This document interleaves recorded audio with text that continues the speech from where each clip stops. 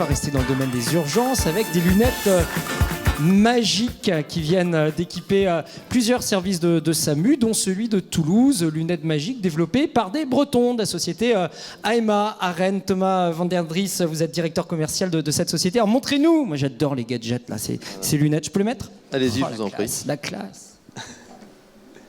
Voilà. Alors là, je vous vois tous avec des rayons X. Je vois les os, je vois la totalité des données de santé. Non, c'est pas ça. Ah non, alors elles font quoi ces lunettes? En fait, on a développé une solution de visioconférence mobile sécurisée de façon à apporter la vue au niveau des professionnels de santé, à la fois dans le préhospitalier mais également dans le post-hospitalier. Alors aujourd'hui, on va faire un live avec le SAMU 31 et le professeur Boone qui représente aujourd'hui va pouvoir nous montrer l'utilisation de cette solution au sein des services d'urgence. Et voilà, donc je vais vous présenter un petit mot quand même, je donnais un petit mot sur net que vous étiez venu nous présenter, c'était la famille on va dire des Google Glass, parce qu'il y a d'autres fabricants aussi. Il y a 2 ans vous étiez venu nous les présenter ces lunettes qu'on imaginait ou que Google imaginait à l'époque développer pour le grand public. Ça n'a pas marché comme prévu. En revanche en santé ça s'est très bien développé. Alors ça ressemble à des lunettes normales, mais vous voyez il y a une branche un peu, vous voulez décrire Thomas, voilà, il y a une branche un peu plus lourde, un peu plus, avec des composés électroniques dedans. Voilà, donc très rapidement, donc on était venu il y a 2 ans avec Guillaume Campion qui était venu, on avait fait une première mondiale avec ces lunettes, on avait fait une opération France-Japon avec le docteur Philippe Collin à l'époque.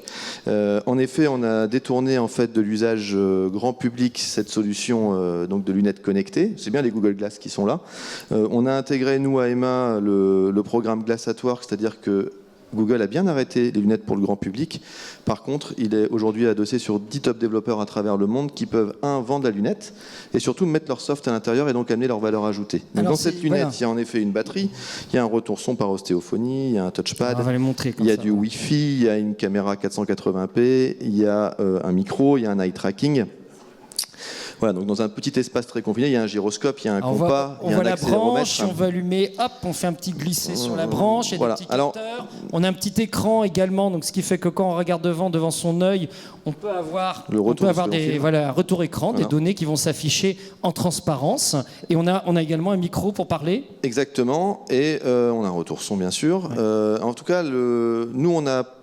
Comme on utilise dans la santé aujourd'hui, on a totalement désactivé la majorité des options qui sont les commandes dans la lunette. C'est pour ça d'ailleurs qu'on a déporté une grande partie du calcul, du chiffrage et de l'encodage directement dans un téléphone qui est lié, qui est dédié, qui permet une grande mobilité, une facilité d'utilisation parce qu'on a un menu qui va être utilisé avec les différents fabricants, puisque comme vous le dites, alors je ne sais pas si on doit passer un peu la présentation, mais donc nous on a développé une solution qui est agnostique en termes de hardware. Donc là je vous ai ramené des Google Glass parce que il se trouve qu'elles sont utilisées aujourd'hui à Toulouse et on a voulu rester dans le cadre de ce qui est présenté dans la démo qu'on va faire tout de suite. Mais on a d'autres fabricants comme les ODG, les ViewX. Donc nous, on a redéveloppé totalement un OS en interne qui permet de faire fonctionner tous ces systèmes donc, de lunettes connectées. Donc nous, on a des partenariats avec tous les fabricants de lunettes à travers le monde. Voilà. Pour la santé, bien sûr, donc tout est chiffré, on sécurise tous les flux, on est sur un hébergeur de données de santé au niveau de la plateforme de visio de façon à ce que même si on a des problèmes de réseau, par exemple des paquets d'images qui resteraient, qui auraient du mal à transiter, tout est complètement chiffré. On est au syndicat interhospitalier de Bretagne, alors on est en Bretagne, donc c'est peut-être pour ça aussi qu'on a pris le CIB. Voilà. Vincent, vous êtes médecin, urgentiste sur Toulouse, vous les mettez ces lunettes, vous les avez mises ? Alors, on vient de les acquérir en fait dans le cadre de l'Euro 2016, puisque vous savez que c'est une grande fête populaire, mais il y a aussi un risque, et malheureusement, d'attentats ou d'événements de masse. Donc, il nous a paru intéressant de déployer ces lunettes à l'avant pour avoir une vision précise de ce qui se passe, notamment en cas d'attentat ou d'accident. Alors, quand vous dites déployer à l'avant, ça veut dire que les médecins, les urgentistes envoyés sur le terrain sont eux équipés de ces lunettes. Alors absolument, ce sont les équipes de l'avant, c'est-à-dire sur chaque catastrophe, il y a toujours des équipes qui sont déployées sur le terrain. Il n'y en a pas beaucoup parce que il y a aussi un risque de surattentat, d'événements catastrophiques ajoutés. Néanmoins, on est obligé de faire un tri à l'avant pour savoir sur une masse de patients lesquels doivent aller immédiatement à l'hôpital et lesquels peuvent aller de manière retardée à l'hôpital. Et donc ces médecins de l'avant-là qu'on a équipés de lunettes parce que nous, on est on a besoin d'informations précises, on a besoin d'informations au plus tôt pour pouvoir dimensionner la réponse des services de secours. Alors on va voir très concrètement comment ça marche avec le SAMU de Toulouse, Thomas. Est-ce qu'on passe sur une... on peut y aller.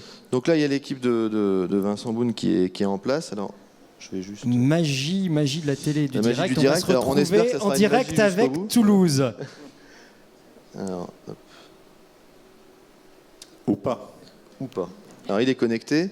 Alors, je sais pas, on le voit pas à l'écran. On va basculer du PC justement sur l'écran pour voir la connexion avec Toulouse. Alors, votre PC, voilà. On va juste couper peut-être le PowerPoint. Il faut que je baisse le PowerPoint. Et on va connecter l'écran de votre PC sur la régie. Attendez, on va laisser un technicien agir un petit peu. Donc aujourd'hui, quand vous avez un urgentiste, il part systématiquement avec ses lunettes sur le terrain? Alors non, pas du tout. Ça a été uniquement déployé dans le cadre de l'Euro 2016. Donc ce sont des médecins qu'on envoie dans le dispositif prudentiel et qui, là pour le coup on l'a utilisé pour tous les matchs. Il reste encore des fan zones, il n'y a plus de matchs à Toulouse, mais il y a des fan zones et donc on va encore le déployer. Il y a encore 3 matchs, 2 demi-finales et une finale. On va le déployer d'ici à dimanche. Ensuite on embrayera avec le Tour de France, qui est un autre événement populaire, mais sur lequel il y a toujours bien sûr un risque d'attentat ou un risque d'événement de masse.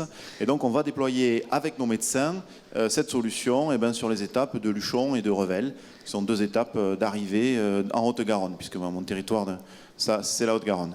Alors, est-ce qu'on a pu basculer sur l'image? Voilà, on retrouve. Alors, qu'est-ce qu'on retrouve là, Thomas? Donc là, on arrive sur une application. Donc on a développé une solution en WebRTC qui est relativement facile d'utilisation, puisqu'il faut juste un navigateur pour ouvrir ce système-là. Donc là, à gauche, on a une paire de lunettes qui est connectée. On voit à gauche que c'est en vert, et on va pouvoir donc appeler le correspondant. Donc Vincent, peut-être si vous voulez vous approcher pour... Ah ouais, c'est le médecin faire son travail, tout simplement. Par contre, je ne retrouve pas mon... Alors pourquoi ça n'a pas pris? Je pense qu'il y a une erreur de... Avec les écrans, en fait, ça modifie le... Ça modifie votre navigateur. Tout le navigateur, donc je ne peux pas appeler mon... correspondant. Alors on va peut-être débrancher, dans ce cas-là, débrancher l'écran et voir si ça revient une fois que c'est plus reprojeté. Voilà. Et puis au pire, on va filmer l'écran d'ordinateur avec notre caméra. Alors je précise quand même que sur Toulouse, ça a très très bien marché tout au long de l'Euro.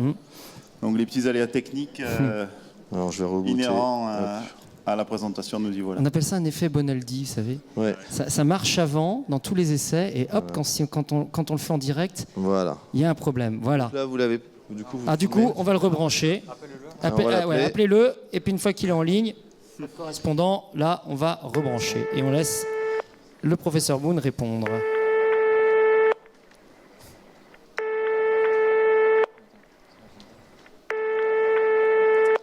C'est mieux quand ils répondent. Ils répondent. Et voilà. Salut. Tu me vois? Ouais. Ok. C'est impressionnant, la vision est très nette. En fait, Toulouse, c'est à 10 000 km d'ici, il faut savoir. C'est sur la Lune. Là-bas, il fait nuit. Il fait nuit. Et voyez un peu la qualité de l'image qu'on a. Donc, ce qu'on va vous faire aujourd'hui, donc vous avez 2 médecins dans une ambulance, en fait, une ambulance de réanimation standard. Alors, c'était un peu compliqué de vous montrer l'utilisation qu'on souhaitait en avoir, parce que heureusement, il n'y a pas de catastrophe à Toulouse, tout va bien. Et puis, j'ai essayé de contacter l'UEFA pour qu'ils fassent un match de l'Euro aujourd'hui, là maintenant, mais ils n'ont pas voulu, je ne sais pas pourquoi. Vous n'avez pas un voisin qui voulait se faire écraser? Non, on va. Moi, je proposais de refaire France. Je ne sais plus quel est son prochain adversaire, rentre sur moi. Allemagne, bien sûr. Voilà. Donc, on a 2 médecins qui vont nous faire une démonstration, tout simplement, d'une réanimation cardio-pulmonaire. Donc, vous avez le docteur Balin qui est là, et puis, je ne sais pas qui c'est qui porte, c'est le docteur Lafitte, je pense, qui porte les lunettes. Et vous avez le docteur Fernandez, qui est le responsable du centre de régulation à la vente de l'AR. Donc, je sais pas alors on vous laisse agir comme si on était en situation d'urgence, comme si vous étiez à l'autre bout. C'est maintenant vous ne contentez pas d'avoir un casque comme au SAMU sur les oreilles avec un micro, vous avez également la vision en face de vous. Asseyez-vous comme si vous étiez à votre bureau. Mon Dieu. Alors, ce qu'on va faire, c'est que je vais leur dire quand même, ils vont couper le micro parce que Avoir le chef de service qui commente ses faits et gestes, c'est pas terrible. Donc on va couper le micro et puis on va les laisser faire leur démonstration et moi je la commenterai en direct. Vous voyez, ils ont le téléphone à la main en fait, donc on le met dans la poche. Ah là, ils peuvent commencer, hein, ils peuvent y aller. Vous pouvez démarrer les gars.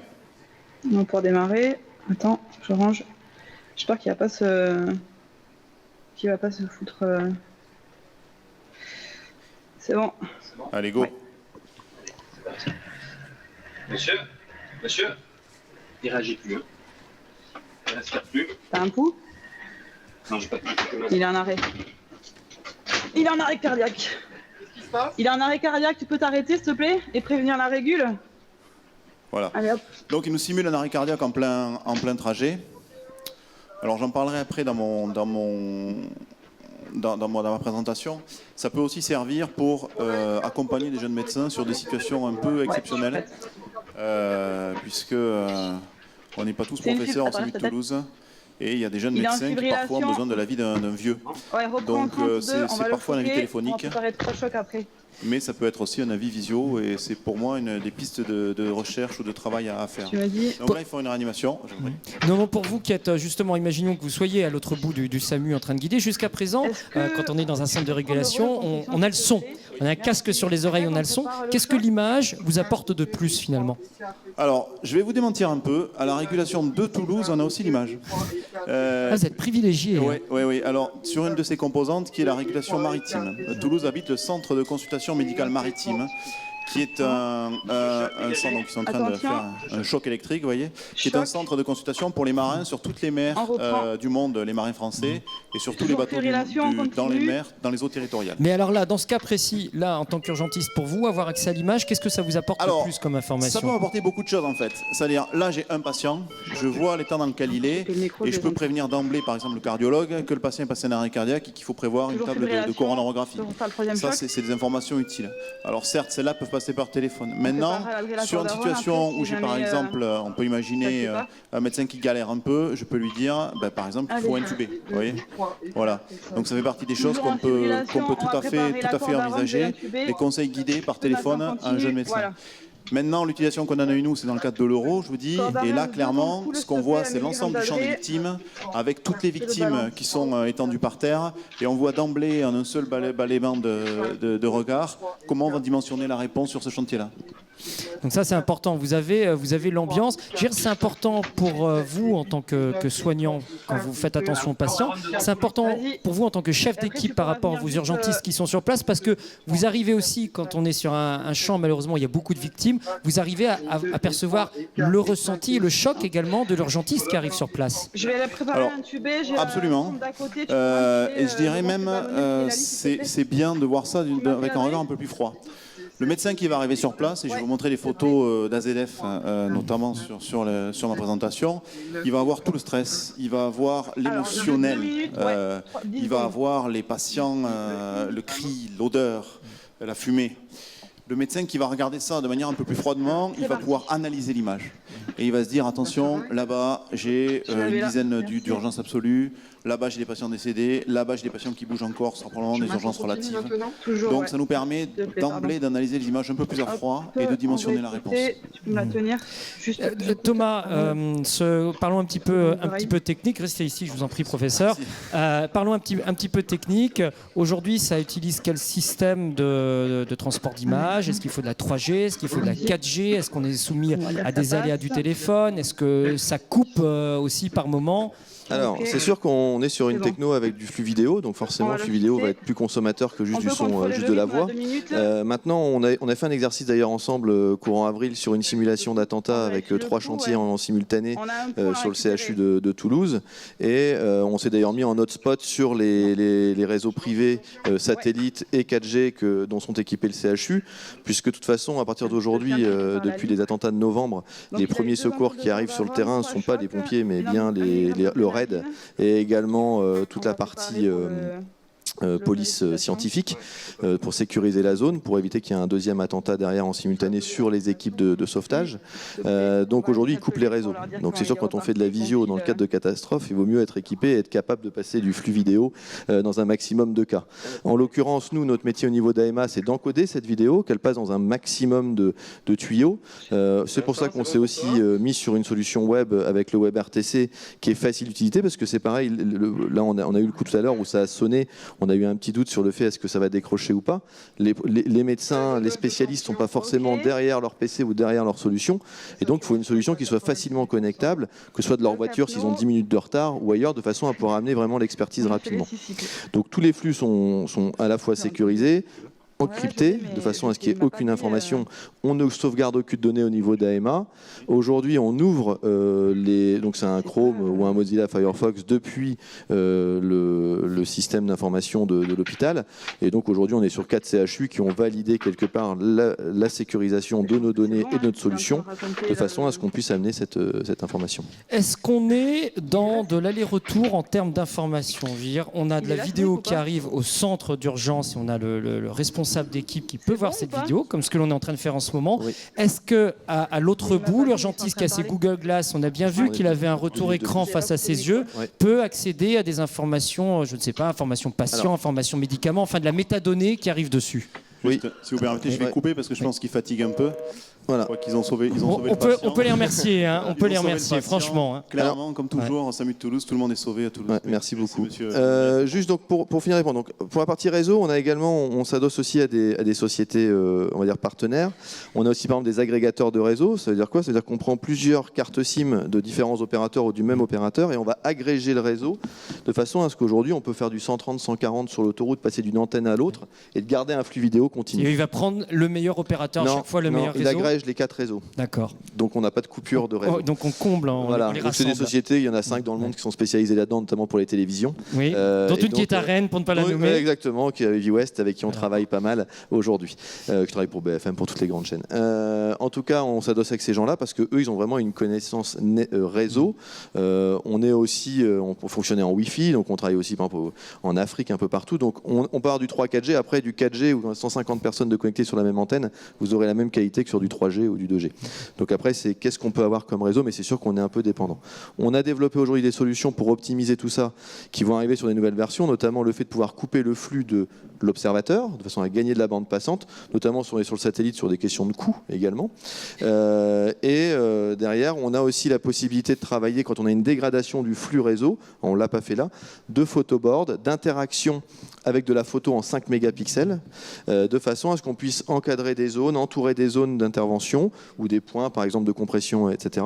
Et on peut également pusher de l'information depuis le centre expert sur par exemple des schémas d'intubation ou des choses comme ça, de façon à informer le terrain. Voilà, je reviens à ma question initiale. Est-ce qu'aujourd'hui ou alors demain, c'est envisageable qu'on soit tout de suite, le médecin urgentiste sur place soit relié au DMP du patient, voit dans son œil des indications, des allergies ou que sais-je autour du patient? Alors je vais laisser Vincent Goun répondre là-dessus, mais je vais juste répondre une chose, c'est qu'aujourd'hui on s'intègre dans les flux, dans les workflows des plateformes de télémédecine, mais aussi des logiciels métiers.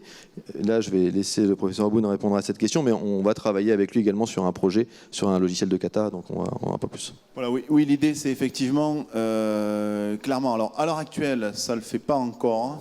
Ça va le faire a priori puisqu'on travaille avec la société AMA pour essayer de développer des fonctionnalités qui nous paraissent les plus intéressantes. Notamment la remontée d'informations sur le petit prisme que vous avez en face de l'œil. Pourquoi? Parce qu'en fait, actuellement, ce petit prisme, il montre ce que vous voyez, mais ça n'a pas d'intérêt, entre guillemets, de montrer en double ce qu'on voit. Ce qu'on veut voir, nous, c'est des informations supplémentaires. Donc, effectivement, on peut envisager, dans le cadre d'une catastrophe, que le médecin déployé voit en direct, par exemple, le bilan des victimes. On a une page web qui peut s'afficher de manière assez simple, avec en direct le bilan des victimes. Ou, effectivement, un médecin ou un jeune médecin qui se demande quelles sont les posologies de l'adrénaline dans l'arrêt cardiaque, prendre un exemple, eh bien on peut lui pousser cette information rapidement. Donc ça peut être intéressant d'avoir des informations. Après, attention, l'image n'est pas excessivement grande. Il faut que ce soit des informations très synthétiques et très claires à lire. Mais c'est un plus qui est indéniable. Toute dernière question pour clore cette démonstration. Vous étiez équipé en fonction de l'euro, vous l'avez utilisé aux urgences. Quel retour d'expérience après, on va dire, 15 jours, 3 semaines d'utilisation ? Alors, pour vous et pour vos équipes, hein. Ça a très bien marché, ça a vraiment très bien marché. Si vous permettez, je vais garder un peu de suspense et laisser mon PowerPoint se dérouler parce que je réponds à toutes vos questions dans mon PowerPoint. Si je vous réponds à tout maintenant, les gens vont s'endormir pendant le PowerPoint et ça va être une catastrophe. J'aime pas trop quand les gens dorment. Je m'appelle Buanic, hein, ça veut dire rapide, donc voilà, on ne perd pas de temps. Hein. Exactement. Voilà, non, mais cela dit, c'est un très bon retour. Pour le coup, déjà, je peux vous dire qu'on a très venez ici faire venez faire dérouler votre présentation. Voilà. Allez. Donc, je vais vous parler de l'utilisation des lunettes connectées dans le cadre de l'euro. Donc, vous avez mon adresse mail pour ceux qui sont intéressés. Et je suis le chef de service du SAMU 31. Je n'ai pas de conflit d'intérêt et je précise, je n'ai pas de rémunération pour cette présentation, à part les 2 paires de lunettes connectées que va m'offrir la société à main pour le service en suivant. C'est ce qu'on avait dit, M. Van Andreas. Hein. Il y a 1000 personnes qui ont écouté, donc bon, écoutez, voilà. On avait dit 3, non 3, 4. 4, d'accord, très bien. Et vous êtes dans le sud, hein, Thomas. On est dans le sud, c'est ça, donc faites attention. La médecine de catastrophe, alors, c'est l'inadéquation entre les besoins d'aide d'un collectif et la disponibilité des secours. Les grands principes de la médecine de catastrophe, en fait, c'est le rassemblement des victimes, la catégorisation en fonction du degré d'urgence et l'évacuation. Ça, c'était un peu la médecine de catastrophe comme enseignée il y a quelques années, sauf que maintenant, on n'est plus dans une guerre de l'information. Pour nous, ce qu'il faut, c'est avoir rapidement une estimation du nombre de victimes. Pourquoi ? Parce que c'est très important pour dimensionner les secours. C'est très important pour garder de la réserve. Vous savez très bien que maintenant, ce n'est plus un attentat dans un site, c'est un attentat multisite. Et donc, ce qu'il faut avoir rapidement, c'est la taille de l'attentat, la taille du nombre de victimes, pour pouvoir garder des réserves, parce que je dois envoyer le juste nombre de soignants. Il est hors de question que j'envoie toutes mes équipes sur le premier chantier, parce que si 1 heure après, ça pète à un autre endroit, j'aurai plus personne à envoyer. Et puis, ça coordonne, ça aide à la montée en charge du dispositif. Et pour tous les acteurs, bien sûr, pas que pour les soignants, il faut avoir une vision le plus claire possible des victimes et une identification, et j'en parlerai. Vous voyez ça, c'est Paris, hein, c'est les attentats, notamment du Stade de France, du Bataclan hein, et d'autres sites. Vous voyez qu'il y a eu plusieurs secteurs. Il n'y a rien eu dans ce secteur-là, mais il y aurait pu en avoir. Enfin, en tout cas, il y avait un plan selon lequel il y en aurait eu. Et donc, effectivement, il ne faut pas envoyer ces secours d'emblée. Donc ça nous permet de voir. La régulation du SAMU, c'est ça. C'est une salle avec beaucoup d'écrans, beaucoup de logiciels, vous voyez, énormément de monde, mais il n'y a pas de vision directe de ce qui se passe sur site. On est dépendant de l'information. J'accélère. Voilà, ça c'est AZF. Et vous voyez qu'on a ici des équipes de reconnaissance du SAMU, des pompiers qui sont sur le site. Et ça nous permet, en fait, les lunettes nous auraient permis de voir ce genre de patient-là directement, plutôt que d'avoir des photos a posteriori. Ça nous aurait permis de dimensionner le dispositif. Vous voyez ? Dans le cadre de l'Euro, vous savez que Toulouse a accueilli plusieurs matchs et que bien sûr il y a la fan zone. Ça n'est pas terminé l'Euro, allez la France on va dire. Il reste encore 3 matchs à Toulouse, de demi-finale et de finale. Toulouse, il y a 2 sites à protéger, entre guillemets, c'est le stadium et puis c'est la fan zone à Jules Guesde. Et la fan zone, c'est ça. Vous voyez, il y a 12 000 personnes au maximum sur la fan zone. Et de lunettes connectées, nous, on est juste de l'autre côté des barrières. Pour ceux qui reconnaissent les Jules Guesde, ici, vous avez une barrière. Et puis ici, vous avez la même barrière avec notre équipe derrière. Et vous voyez, un médecin qui a les lunettes connectées. C'est assez discret, c'est élégant, c'est chic. On a pris la version blanche, je pense qu'on est habillé en blanc. Hein, donc c'est forcément... je ne sais pas s'il y a différentes couleurs, M. Van Andreas. On n'a pas fait les rouges encore. On n'a pas fait les rouges, voilà.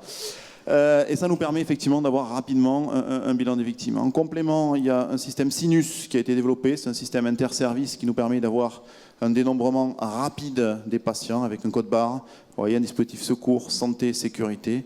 À partir d'un code barre, ce qu'on est en train de regarder avec M. Van Andreas, c'est si on peut scanner le code barre à partir des lunettes connectées. Donc tout est possible dans ces technologies d'information. On est en train de... Et comme vous l'avez dit, le problème c'est la dépendance au réseau.